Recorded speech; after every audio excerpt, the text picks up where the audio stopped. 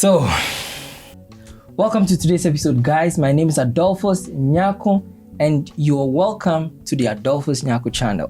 What do I do on this channel? I do serious business, meaning I have conversations with people who are interesting.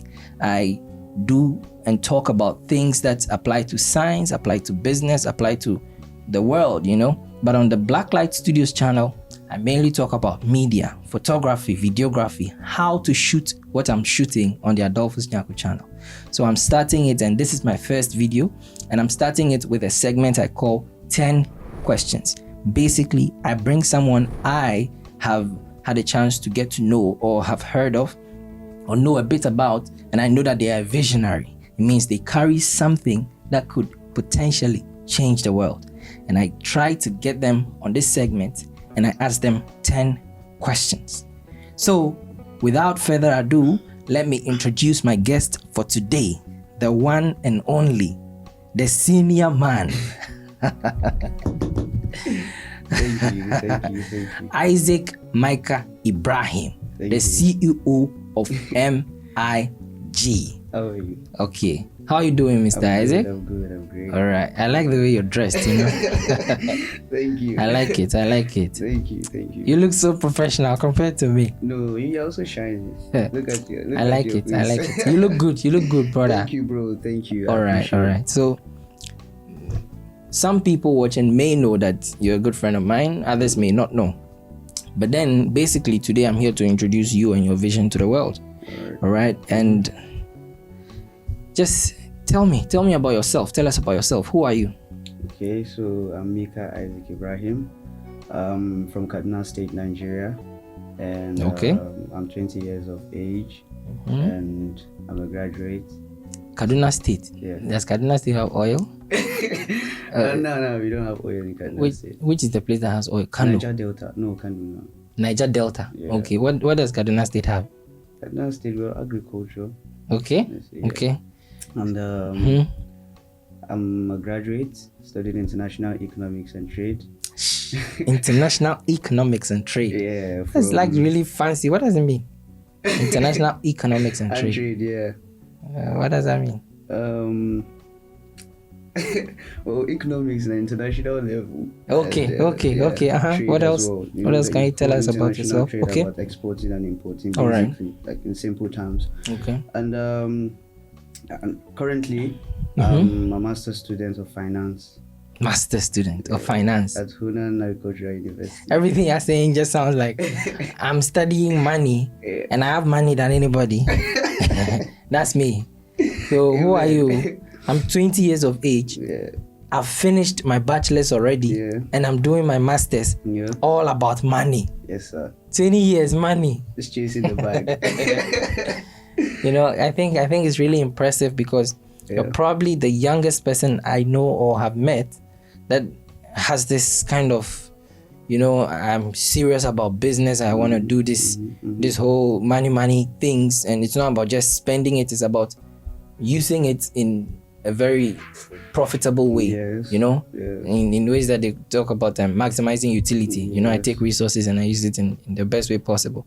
You're one of the very few people I've met that is thinking in this way. So, okay, so I know that you have a business, all right? So where did you get that spirit of entrepreneurship? Well, I'll say I was influenced by a friend. Okay. A person of Benjamin Tetena, Ghanaian, from Tema. So I'd always watched him, leave school and come back late. Sometimes he's not at school for several days. And then he's always at Guangzhou, he's somewhere else doing something. He's always making calls like, no, 10 pieces, 100 pieces, So then I was actually thinking to myself that, what do I see myself becoming like a few years to come? Okay. And business never came to my mind. So I feel like, when we spend more time with ourselves, we get to know ourselves. There's something I call self-discovery. Like the more time you spend with yourself, the more you get to know yourself. So I was thinking to myself, and I was saying to myself that, okay, what am I interested in? Because I never heard anybody. Well, I've heard people say they're lawyers. I've heard people say they're doctors. I've heard people say they're engineers. Like me. I'm a doctor. Yeah, but I've never heard anybody say he or she is an economist. Okay. You understand? That's interesting. So I now realize that I have so much interest in money. You know, but the way you have interest in money, it's not like how most of us have interest in money, because we just want to spend it. Yeah, but me, I have interest in money in a way that I want to have a lot of money. Like I want to make a lot of it, not just making money, but making a lot of money. Okay, I understand. You know, yeah. And then I looked into all the professions. I looked into sports. I looked into engineering, and then I discovered that most of the rich people, like if you even go on Google and you check the top 10 richest people in the world, they're all business people. Okay. You know, so they're not just like people who work for other people and then get salary to live on. There are people who are entrepreneurs, you know, and then I kind of got inspired from that. Yeah, I did, and from there, I started looking into entrepreneurship. So basically, it wasn't like you were born with the spirit of entrepreneurship. No, I wasn't. You saw it as an opportunity, the funny and you developed an interest. I never even saw myself becoming an entrepreneur. Okay. I always wanted to be a footballer. Footballer who plays which position? Striker? 8, midfield. Okay. Like, you know, Iniesta or something. Yeah. Okay. But then, you know, life happens. Life happens. That's true. Okay, so the third question I have for you is, how did you come up with your company and its name? So basically, what's your company about? How did its name come about? And what is the mission? What is the vision? What is your company about? Okay, tell us. So MIG, Mikah Ibrahim Group, and then MIE, Mikah Ibrahim Enterprise, which is under Mikah Ibrahim Group. Okay. It came about, I was with a friend that night, the president of Dr. Nyarko Adolphus, and that's me by the way. All right. And then you know, that was a few years back, and I was learning how to write business letters, because when I started looking into entrepreneurship and I started looking into business, I realized that I needed to learn how to write business letters and, you know, write proposals and all of that. So actually, I also never saw myself starting a company as well. Oh wow. You know, I just wanted to do business, like just do business, like a solo thing, you know. Yeah. So I was with him, in person of you, and then that night, you know, we're checking online, and they requested that they only teach people who own companies. I think you were applying for a course or something. Was it a grant? How to write proposals. And then the people who were offering to teach how to write them, they were asking if I owned the company. We're willing to teach people who have companies. Exactly. Okay. Who run firms. I don't even remember it like that, but and okay. Then, I said I don't run a company. I don't run a firm. And you're like, okay, yeah, start one. You know, yeah. So we started, and then I remember, we needed a name. So I called my mom. I'm like, okay, now I'm thinking that I want to start a company, but I don't have any name in mind. Actually, I had Ibrahim, just Ibrahim, and then she says, okay, why not use Mikah Ibrahim? You know. And Mikah Ibrahim, yes. I said, okay, cool. And then I used it, Mikah Ibrahim. And then from there, started designing the logos. And I remember that night, you know. Well, then in 2020, I'd say, the whole pandemic outbreak, right? Yeah. And we had so much time to, you know, stay at home. There was no school, no work. Yeah. Normal societal activities were being restricted. So we couldn't do anything literally aside just staying at home. So I think I had so much time to think and reflect, you know, on my vision, and I started looking into agriculture. Okay. Yeah, I took interest in agriculture. I read about a lot of opportunities in agriculture, and then I said, okay, I want to own factories. You know, I actually want to be a farmer and own factories. Okay. Well, now, how do I generate money to finance such a plan? Yeah. And then I said, okay, let me start working as an agency. where we help organizations or institutions. We help them in supplying machinery, equipment, and then I said, okay, let's take interest in agriculture. So we work basically with agricultural institutions or organizations. So because you have like that experience in the international trade and economics, you were able to also have links and then even contacts, right? Yes, exactly, the links and the contacts, because I'd said to myself that, okay, what business should I do? And I looked into clothing, I looked into gadgets, and I'm like, there's so many people in this, these kind of businesses. And then I remembered that when I came to China newly, I was taken to one agricultural machinery company. So I was thinking, I was saying, okay, why don't I go meet these people, tell these people that, okay, this is the plan that I have, look into supplying these machines to Nigeria, Africa at large. And then I also looked into the opportunities of agriculture, like I said earlier. And from there I discovered that you can actually make a lot from agriculture. Then from there, but then for now we're just working as an agency. Okay, so an agency to help supply agricultural machinery, the agricultural machineries to African farmers and companies that need them. That's wonderful, brother. That's really wonderful, brother. That's wonderful. So that's a good backstory. That's really good. It's a good backstory, I'm telling you. Okay, so as an agency, all right, what can you tell me that we have been able to do A, B, C, and D that you guys are proud of? Okay, we send proposals to a company back in Nigeria, and then we are proposing to them about greenhouse, and they're actually based in the east, and then in the eastern part of Nigeria. The eastern part of Nigeria, and then the northern part of Nigeria. That's where I think that region is blessed with agriculture, basically. The northern part. Yes, because people at the eastern part, they have to buy vegetables from the northern region of Nigeria. So with greenhouse, it could be different. They could start cultivating vegetables like tomatoes, onions, pepper. So now it gives them that leverage to dominate the eastern part, or just dominate. Basically they are bringing the conditions that make it favorable for them in the northern part. They are bringing it to the eastern part. Yes. So there will be no need to make the trips to the northern part, and they will now become the powerhouse for supply. Yes, and it gives them the leverage to dominate that market.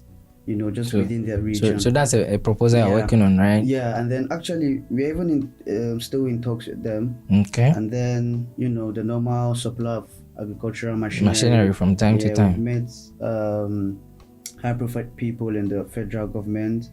They asked for a scheme for youth empowerment in agriculture. We've provided that as well. But then, the season. It's holiday season, so they're not back to work yet. But as soon as they get back, we'll continue with that. I trust. And then for Kaduna State as well, we've met with... Kaduna State is in the north. Yeah, Kaduna State is in the north. Yeah. So Kaduna State is also blessed with agriculture. Yeah. Okay. So we've met with some other people as well in Kaduna State. And then, the same supply of agro machinery. They said, okay, no problem. Aside that as well, they'll also offer to help us, link us to private investors. Okay. Yeah, so we're actually moving. Okay, so tell me, as a person, right, or as a company, you have Mikah Ibrahim Group. So it's a group of companies. And then one of the enterprises is Mikah Ibrahim Enterprise, which is like basically the first of your numerous enterprises to come. All right. So as a company or as a person, right, when you meet certain hardships, I'm sure that it didn't go very smoothly. Like, I want to talk to someone, and so I just called, and then it worked out. Able to access them, it was difficult because you have to pass through the PA. Thank you. So whenever you meet those kind of difficulties, right? When things don't go the way you planned, for example, you've made a proposal, you submitted it, you guys are in talks, and at the end, things break down, right? They don't get in contact with you anymore, or they tell you that we can't work with you anymore. When things don't go like that, or you meet difficulties. How do you deal with it? What do you do? Well, when things happen like that, we look into what we've done wrong. You understand? Okay. We beat through the proposals again. We mention our ideas again. We go through, and then we just, try to check what actually went wrong. That why don't these people want to work with us? Why do they not want to work with us? You understand? After submitting the proposals to them.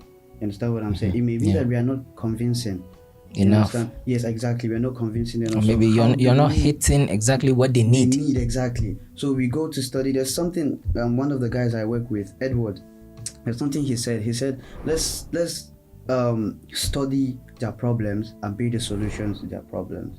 That's it. That's how you make money in business. Yeah, so we actually, look into the areas where they are lacking, and we see how we can come in and then, help them. Yeah.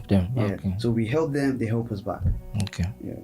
So I'm sure that when it comes to agriculture, there are a lot of things, right? Even agricultural machinery. So have you ever had an idea, like, I have the idea of producing this. This is still in line with when things don't go as planned. You have an idea to do something specific, but it doesn't work out for a period of time. How long do you stick with it before you just leave it? Like, okay, let me go on to the next idea. Wow. Well, it depends. At some point, you can actually tell that, this is not going to work out. Okay. You understand? So sometimes it may even be about the way the people who you're proposing to are treating you. You understand? So it's probably not necessarily about your idea, but maybe the recipient of the idea you have. And maybe it's even the idea itself. Okay. So it may be that, the people do not have the funding, especially, I'll tell you, the private sector. There are some private companies that they actually do not have the funding, and they probably don't want to say it to us. You understand? And sometimes it's actually the idea itself. Maybe we are not convincing enough, like I said earlier, or we are not hitting the target correctly. So we check through, and then we make sure that we identify the problem. Okay. You understand? And then when we see that there's nothing we can do about it, we move on to the next thing to do. But then we've learned, and then we make sure that we never make the same mistake again. Okay. Yeah. Okay. So if we come across something as similar as what we've been through, we're able to from experience deal with it. Exactly. That makes sense. Deal with it. That makes sense. Okay, so on to question number 7. You as a person, right? What do you think your weaknesses are? My weaknesses? Yes. As a person and as an entrepreneur, what as do you a person think? And entrepreneur. Yes. What do you think your weaknesses are? I can't do it alone. I may not be too smart. Okay. Because when I talk to Kelvin and Edward, and I listen to the conversations that they've had with people that we are proposing to, or we're trying to work with, or getting to work with, I say to them that, you guys know what? Honestly, if I was the one, I wouldn't even say these things. So I feel like one of my weaknesses is that I don't think I can do it alone. I don't think I'm smart enough to do it, by myself. That's why, I have people around me. That's one thing I always tell myself. And that's, something that I also advise other entrepreneurs is me. You can't do it alone. You need people. Yeah. And I think such a weakness, right, in a way can become a strength, because a lot of CEOs, a lot of businesses, a lot of entrepreneurs, the reason they fail is that they think their idea is so good, and they think what they know is the only way to go. But you having to identify that, okay, I'm not smart enough. That is a weakness. However, because of that, I'm going to listen more to what others have to say. And that ends up helping you to know what the problems of other people are, and what the potential solutions that we can have to those problems may come from other people. So you end up having to hear people and listen to their advice. There was a time, right? there was a time we were supposed to talk with one of the high-profile people as well. And he's a farmer. He has been a farmer for about 20-30 years. Okay. And me, I was still on the whole, supplying agricultural machinery. And Kelvin says, no, let's do something different. Because this man has, what agricultural machinery are you going to show to this man that he hasn't not seen before? He doesn't know. So He probably already has his flow. He has how he already does his things. It may not even be the price. Okay. It may not even be that you are cheaper. Because it may be that he has had one particular company that he buys for a very long time. Yeah, and he's loyal to them. Exactly. And because of that relationship, he might even get discounts, or he might get at cheaper prices. Yes, even more than what you're willing to offer. Let's think about something else. Then I came up with the whole geographical information system. Okay, what's that about? Agriculture. Tells about the soil texture, climate change. It's actually good for crop production cycle. Yeah, so if you can tell about the climate change and you can tell about the soil texture, saying that this soil is actually good for so crop and not good for so. Then you can actually it can guide you to know what crop to plant, what appropriate instead of wasting your time. Cultivate. Yes. So she's like, okay, good, fine, and then after a few weeks, we met with the PA, and we had forgotten even. Because we had a lot of within that few weeks we're doing so many things. So he says, the PA just called me. I'm about to meet him. What are we proposing to him? What's the plan? And then I said GIS. The funny thing is I had not completed the document.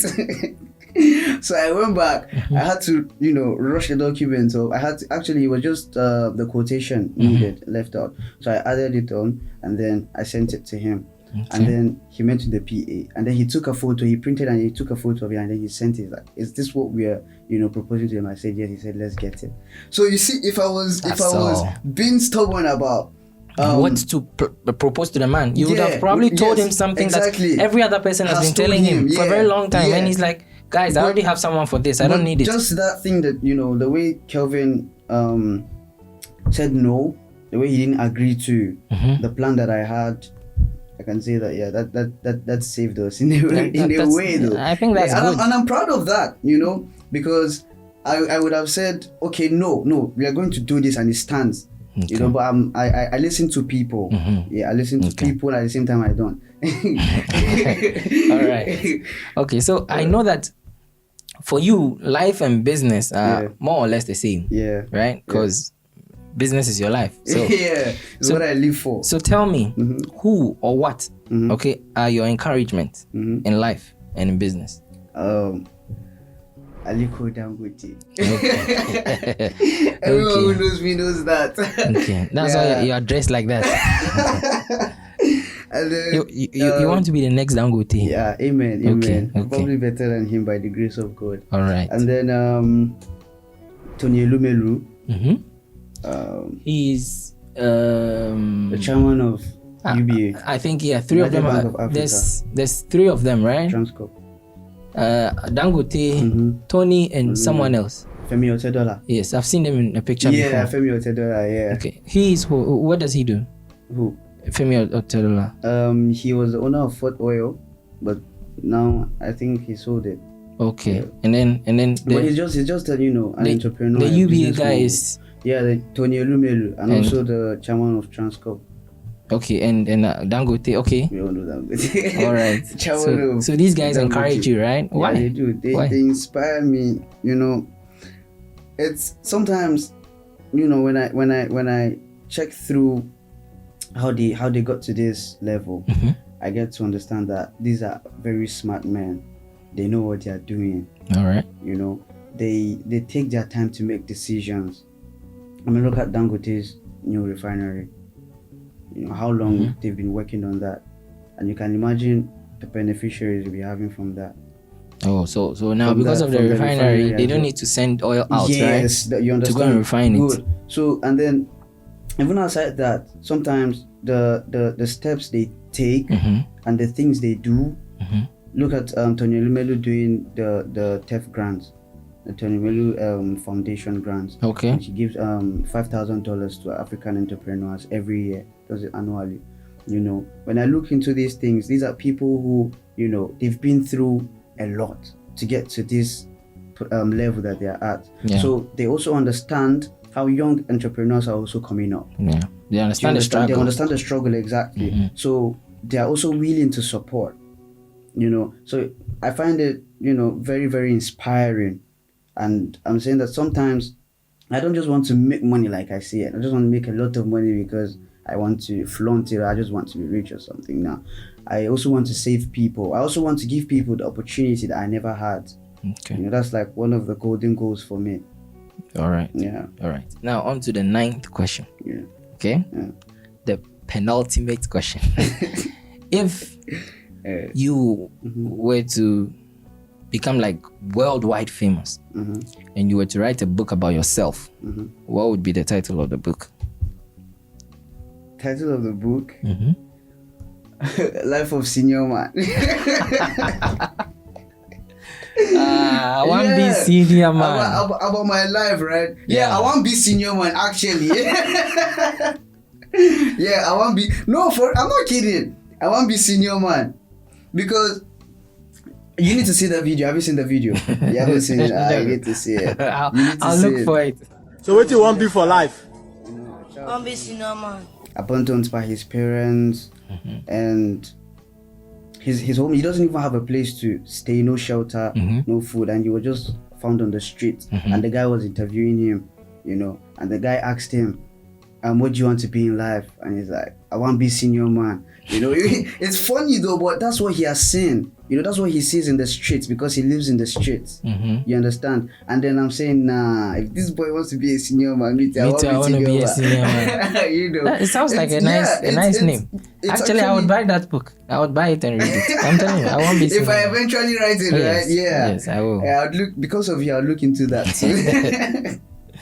Okay. Okay. Now, the last but not least question is: have there been any opportunities, that you have missed, and then you sit down and think and wish that maybe I should have done something differently to leverage an opportunity, you know, or to get something that I missed? Well, so far, I don't think there's any opportunity that I missed and I regret. Okay.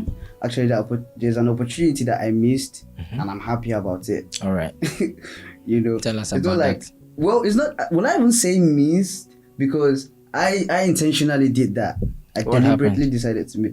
You know, you remember the time you suggested that I